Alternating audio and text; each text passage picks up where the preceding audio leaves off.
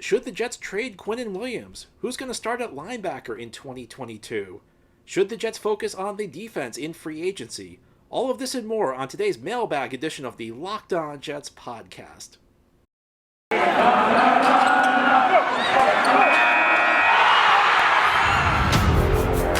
You are Locked On Jets, your daily New York Jets podcast. Part of the Locked On Podcast Network.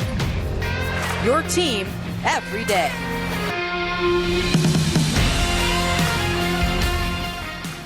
Welcome. This is the Locked On Jets podcast for Wednesday, February 16th, 2022. I'm your host, John B. from GangGreenNation.com.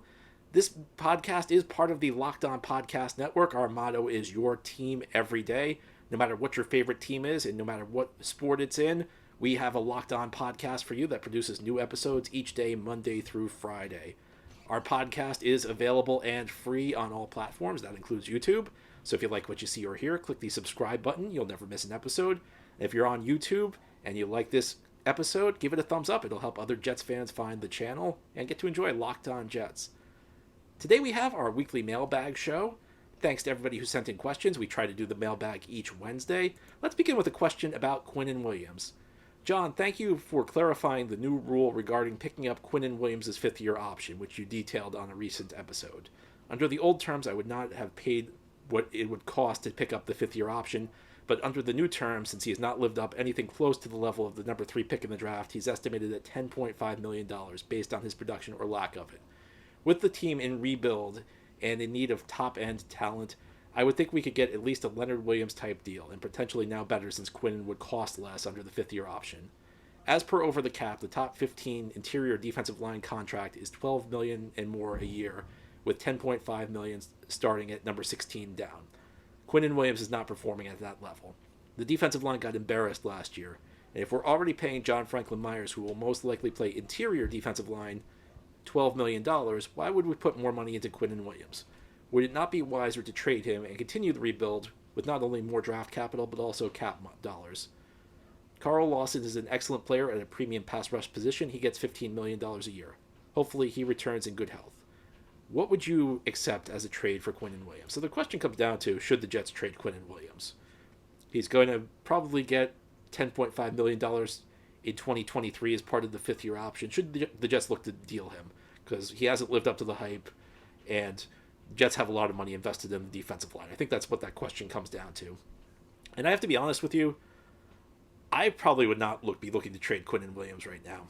Now, yes, the Jets traded Leonard Williams a couple years ago, who was their first-round pick back in 2015. Another Williams who played on the interior defensive line. Another Williams who came in with a lot of hype and did not quite live up to it. But that was a different situation because Leonard Williams was at the end of his contract. The Jets were not going to be able to pay him what he wanted. He was just going to be too expensive. So they got what they could for him, because if he left at the end of 2019, based on the way things were going for the Jets, they probably were not going to get a compensatory pick because they were going to spend more than they lost in free agency. So they wanted to get something in return for Leonard Williams. I think Quinnen Williams is a bit of a different case because you got him cost controlled for 2 more years. And ultimately, if you get a draft pick for Quinnen Williams, even if it's a first-round pick, even if it's a high first-round pick, I think the odds are against that player being as good as Quinnen Williams. I mean, I know that we're disappointed in Quinnen Williams, but I think perhaps we're being a little unfair to him, because if you look at the history, especially the recent history of third overall picks, there are lots of players who are much worse than Quinnen Williams. I think we all have this perception that the number 3 pick should be like a slam dunk all-pro type player. It's just not the case. Now, you got a better chance of getting an all-pro at pick number 3 than you do at, say, 27, but it's not even close to being a slam dunk. There are lots of complete busts at that third overall selection. And Quinnen Williams, maybe he hasn't been as good as we've been hoping he'd be. It's not like this is Quinton Coples. It's not like this is Darren Lee. It's not like this is Calvin Pryor. Quinnen Williams is a good player. He's not a great player, but I think if you look at the recent history of third overall picks, Quinnen Williams is about middle of the pack, if not a little bit better. And maybe the issue with Quinnen Williams, as much as anything, is our expectations. And listen, if you want to point the finger at me and say, you've been critical of Quinnen Williams, I think that's totally fair. I think maybe I've put expectations too high on Quinnen Williams. But I look at the situation, you got him cost control for 2 more years. I mean, maybe next year, if he's contract demands get out of control, that's fine. But if you're the Jets, at some point, don't you have to try and keep good players? It seems like when the few instances in recent years where the Jets have had a really good player, they don't keep him. And that's not all the Jets' fault. I mean, sometimes the player just has demands that don't make sense, but at some point, we just got to start keeping good players. We just got to, if you got a good guy here, you got to try and figure out a way to keep him. And Quinnen Williams is a good player. He's not a great player, but he's a good player. So I just don't know. I mean, even if I get a first-round pick, the guy I draft's probably not going to be as good as him. So a little Quinnen Williams appreciation today. I think I'm keeping him. I don't think I'm trading him unless I get just like a Jamal Adams kind of offer, which I don't think anybody's going to do. At some point, we just got to start building around some of our players, and hopefully Quinnen has reasonable contract demands. That's the question. Is he going to demand the Aaron Donald type deal? Is he going to demand the Leonard Williams type deal? Because if you're asking me, do I want Leonard Williams on my team? The answer is absolutely. I just don't want him at the price the Giants have paid. The Giants have paid an exorbitant amount to have Leonard Williams on their team. So part of it will come down to Quinnen's contract demands, but I actually think we've gotten to the point where maybe Quinnen's a little underappreciated. He's a good player, and Saleh wants to build this team around the defensive line. I think on the defensive side of the ball, this is a system that's clearly built around defensive line play. So I'm for keeping Quinnen. I'm not looking to trade him. Even a number one I don't think is enough for me. We'll reassess in a year. If Quinnen's contract demands get out of control, then maybe we can start talking about trading him, but I'd like him to be part of the solution. I mean, the Jets don't have enough good players, and even if Quinnen Williams isn't everything we've hoped for, he is a good player, so I'm for keeping Quinnen. I'm not trading him. Our next question. Joe Douglas is an offensive line guy. Saleh is a defensive line guy. So picks 4 and 10 will be one of each. Prove me wrong. Well, I can't really prove anybody wrong until we get to the NFL draft. I think that there's a scenario where they don't do that. You could argue that's even a likely scenario. I don't think it's a slam dunk at all. I agree with you. Joe Douglas is an offensive line guy. He's picked offensive line in his first 2 drafts in the first round. He's really kind of rebuilt the unit. I mean, for as much as you can criticize Joe Douglas for, and there are certainly things that Joe Douglas can be criticized for, I think one thing he has done is he's improved the offensive line quite a bit. What he inherited in 2019 was brutal. It was a terrible offensive line, and he's turned it into a strength. It's not, maybe we're not quite at the point where it's one of the best in the league, but I think it's an above average offensive line. And I just talked about how Saleh is focused on the defensive line, so I think it's a distinct possibility the Jets go offensive line on one of the picks, defensive line on another of the picks. Depends on how the board matches up, though. I mean, there's certainly scenarios where they don't do that. There's scenarios where there's just nobody worth picking on the offensive line or the defensive line at 4 and 10. And there's another scenario I'd keep in mind. And I talked about this on a recent show. It depends on what the Jets' focus is this year. If they're focused on more immediate results, then maybe they'll go with a balanced approach this offseason. But if their focus is long-term, and they're just all about building around Zach Wilson, they're all about making Zach Wilson into a franchise quarterback, they might just focus more on the offense. They might go offensive line at 4, receiver at 10. And they just want to build as strong of a team as possible around Zach. So I think that that's a plausible scenario. At the end of the day, it's not going to be me who proves the Jets right or wrong, though. It'll be Joe Douglas. So I can't rule it out, but I think that there are certainly scenarios where the Jets don't draft offensive line, defensive line with their first 2 picks. We'll just have to wait and see. I don't think you can ever go into the draft knowing for sure with 100% certainty what a team's going to pick. So we'll see what happens. I'm not entirely certain yet. Now, ahead here on the Locked On Jets podcast, we'll continue our weekly mailbag. We'll talk about the linebacker position on this Wednesday episode. You know, I'm not really one to place bets on what positions the Jets will draft at 4 and 10 in the 2022 NFL Draft, and the football season is now over. But basketball is in full steam for both pro and college hoops, and from all the latest odds, totals, player performance props to where the next fired coach is going to land, BetOnline.net is the #1 spot for all your sports betting needs. BetOnline remains the best spot for all your sports scores, podcasts, and news this season. And it's not just basketball. BetOnline.net is your source for hockey, boxing, and UFC odds right to Olympic coverage and information. Head to the website today or use your mobile device to learn more about the trends in action. BetOnline, where the game starts. Thanks again for making Locked On Jets your first listen or your first watch each day. This podcast is free and available on all platforms, including YouTube. If you like what you see, give this episode a thumbs up. It will help other Jets fans find the channel. We continue with our weekly mailbag. Our next question: who do you think will be the starting linebackers on opening day next year? The up-the-middle run defense was terrible, so do they need a thumper coming downhill? I would love it if Jordan Davis fell to them early in the second round, but that seems doubtful. The Jets have a long history of run-stuffing nose tackles like Chris Jenkins, Sione Puuha, and Damon Harrison, but it seems like that's not the scheme Saleh runs. So a couple of things here. I tend to agree. I don't think Jordan Davis is going to be a player the Jets draft. I don't think the Jets really want just like a pure run stopper at the defensive tackle position. I think Jordan Davis is going to be a really good player in the NFL out of Georgia. He's kind of like one of those two-down, run-stopping linemen who's going to clog the lanes. I don't think he's a Jets type of lineman, though. I think he's going to be a very good player. I'm just not sure he fits the scheme the Jets want to run. Who are the starting linebackers going to be? Well, I mean, I think in the Jets scheme, they're really two starting linebackers because most of the time you're playing against three receiver sets. So, you know, people will call the Jets defense a 4-3 defense, but really it's a 4-2-5 because most of the time the opposing team's going to have three receivers in the game, which means you're going to have five defensive backs. You'll take a linebacker off the field. Would have to guess it's going to be C.J. Mosley and Quincy Williams. There's a lot of buzz from the beat writers that they just really like this duo. Mosley, of course, is voted team MVP. Quincy Williams, a very solid pickup from Jacksonville off the waiver wire. Did a pretty decent job for the Jets. I've heard it from multiple beat writers. If you read what they have to say, the Jets love these linebackers. They apparently think Quincy Williams has Pro Bowl potential. Mosley, again, voted team MVP. I don't love them as much as the Jets apparently do based on what the beat writers have to say. I think that they were a weakness this year. I don't think they were maybe awful, but I don't think they were a strength.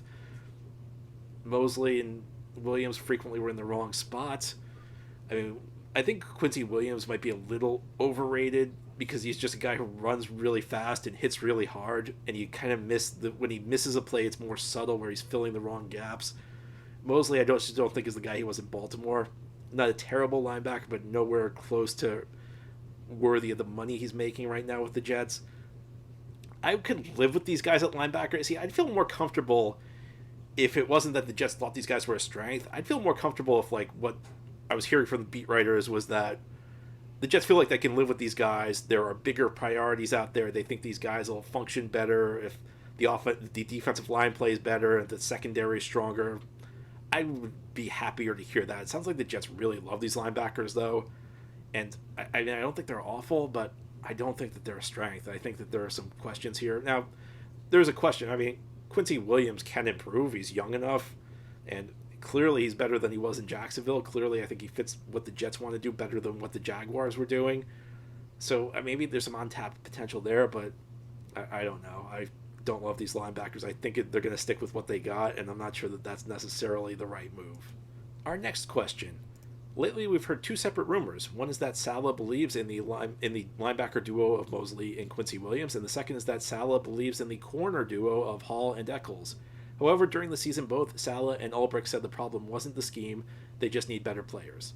Is it really possible that they have enough confidence in these linebackers and corners to run it back with the same guys, or do you think these rumors are just a smokescreen? Well, it's always possible the rumors are a smokescreen, but I just talked about the linebackers. I think that they like the linebackers. Do they like the corners? I'd kind of be inclined to think that they do. I don't think the idea that they need better players and the idea that they're confident in what they have are necessarily mutually exclusive propositions. Let me explain. Jets went very young last year.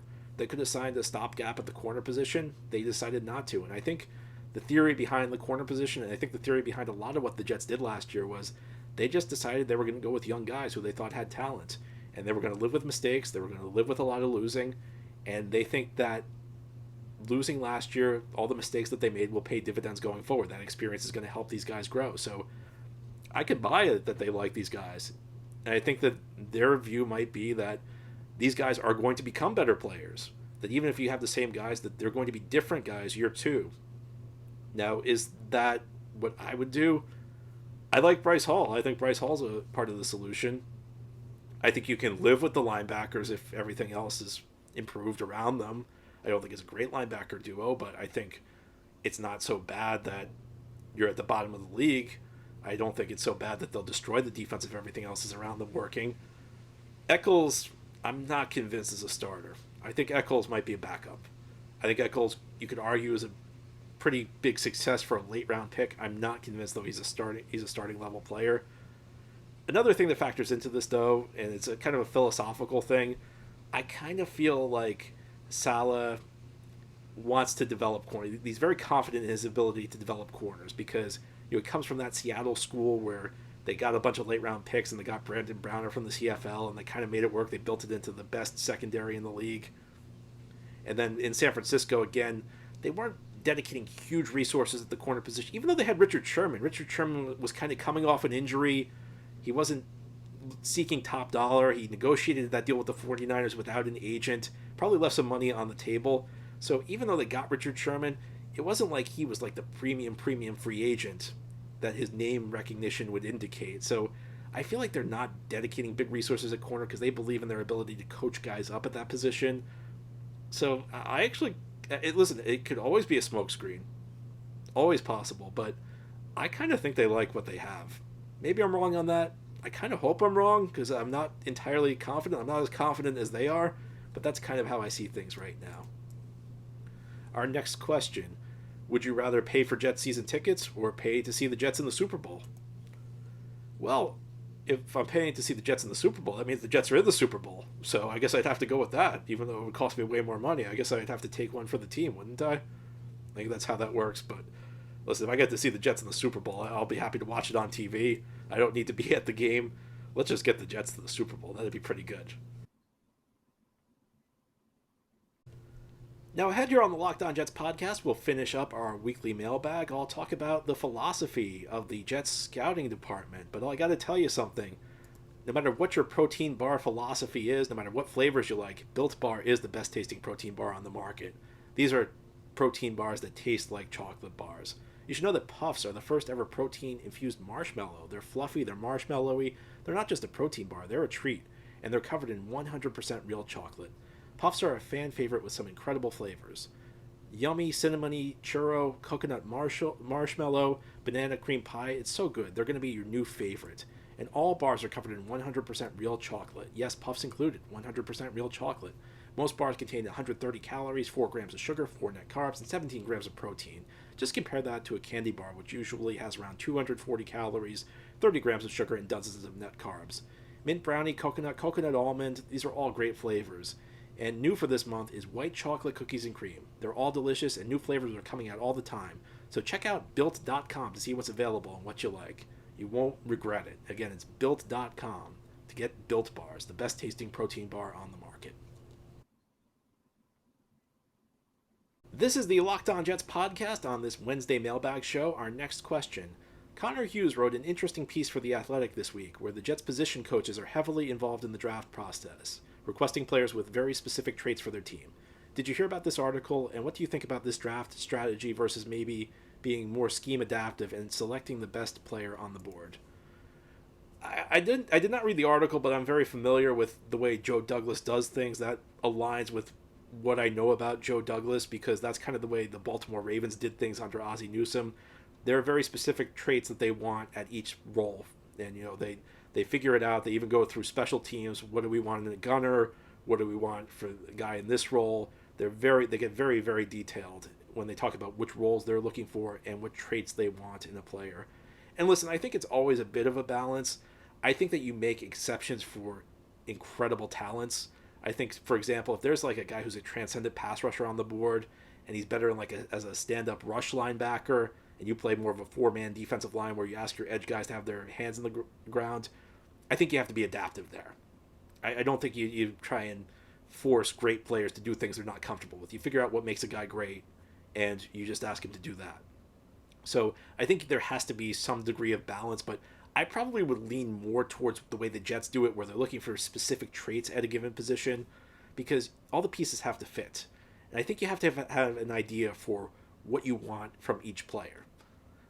Part of the reason that the Jets do things this way, there's an old saying, Ozzie Newsome said it, is that there might be guys who are good, who are exceptions to what we're looking for, but we're not trying to draft a team of exceptions. I heard, I can't remember who said it. It was on a podcast I listened to a few years ago, but it was like a perfect statement where he talked about, there are some 240-pound edge rushers who are decent players, and maybe you could draft one of them and they'd be good, but if you have the defensive line made up of 240-pound guys, you're going to get killed. So maybe you can make an exception here or there, but you want to generally stick with the traits that work in your system. In football, especially the NFL, it's become such a game, it's such a league where systems matter, and you see it all the time. You see it in free agency, you see it after trades. A guy who's really good with one team goes to another team and doesn't produce the same. And a big part of that is that they're asked to do something completely different because they're in a different system. The entire context of what made them good no longer exists. And the reverse is true too. There are guys who are really not productive at all with one team, go to another team and play really well because they're just a better fit what they're being asked to do. Most players have very limited skill sets. I think as much as anything, though, you got to have a good idea for what you want to do with a player you draft. I think back to 2015 when the Jets drafted Leonard Williams.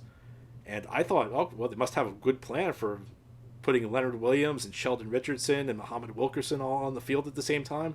And it would not have been that hard. You play a three-man defensive line, you stick one at one technique, one at the 3 technique, one at the 5 technique, and just let them get upfield. But the Jets never did that. Jets had no plan for it. That was one of Mike McCagnon's things. Mike McCagnon said, well, I just try and get talented guys and we figure it out. Well, they did not figure that one out. They did not really have a plan for that. It came back to hurt them. And you saw Sheldon Richardson play outside linebacker, which never made a lot of sense. That was probably overstated. He was not playing a ton of outside linebacker, but it was kind of a symbol for how the Jets did not really think through the Leonard Williams pick. The fact that they were putting this guy who was an interior lineman at outside linebacker because they had so much talent on the interior line. So you got to have a plan. And again, the pieces have to fit. You could say that this guy's a great corner prospect. He's really talented.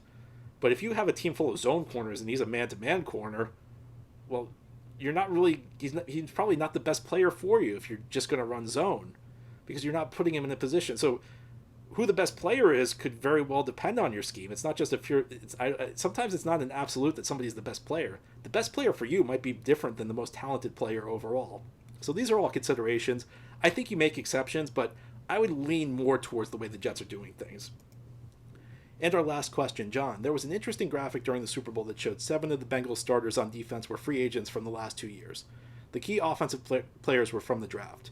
Do you think the Jets could or should follow this strategy? There's the usual caveats of not passing on the Devontae Adams in free agency, but what do you think? I actually think the way things line up this year, I might go with the opposite approach from a couple standpoints. First of all, if you look at where the Jets are picking 4 and 10 in the first round, it seems like there's more defensive talent available at those picks. So that's number one. Number two, and this is something I remember Boomer Esiason said during the season, he remembered this time during his career with the Jets when Wayne Chrebet was a rookie, and he was in the huddle, and he reminded Chrebet, hey, if the Patriots blitz from the slot, you got to run your route here. This is how you got to change your route. And Chrebet did it, and they hit a touchdown. And the point Boomer made was that, Zach Wilson's young. He's inexperienced. He's just trying to figure things out. He can't remind his receivers the way Boomer was able to do when he was a veteran quarterback. So that probably means you need more veteran players on offense, guys who don't need to be reminded, guys who just know what to do in the event that there was a blitz, guys who know how to adjust their routes, who don't need to be told this stuff. So I feel like there's an argument to be made to take the opposite approach, but it depends. I mean, listen, I can't object if the Jets get a veteran defensive player who's really a high-end guy. I mean, I've been a big fan of Marcus Williams, the Saints safety in free agency. I think he'd be a really good fit. And on the same note, if the Jets draft a wide receiver to grow with Zach, there's plenty of logic behind that. So, it depends on the guys who are available. But generally speaking, and listen, I think it's always dangerous when you look at a Super Bowl team and think that that's the only way things can be built. There are lots of different ways to build a good team. But the way things have lined up this year, my guess would be you might go in the opposite direction of what the Bengals did. You might focus more on the offensive side of the ball in free agency and get veteran players in here and then lean into the strength of the draft, which seems to be the defense. That's all for our episode today. This has been the Locked On Jets podcast, part of the Locked On Podcast Network. Our motto is your team every day. We have new episodes each day, Monday through Friday, not only for Jets fans, but for fans of every team. You can find your Locked On podcast where podcasts are found. This show is available and free on all platforms. If you like what you see or hear, click the subscribe button. And if you're on YouTube, please give this episode a thumbs up. It really helps out the channel, helps other Jets fans find the show. Hope you have a great Wednesday, everybody. We'll be back tomorrow to talk more Jets.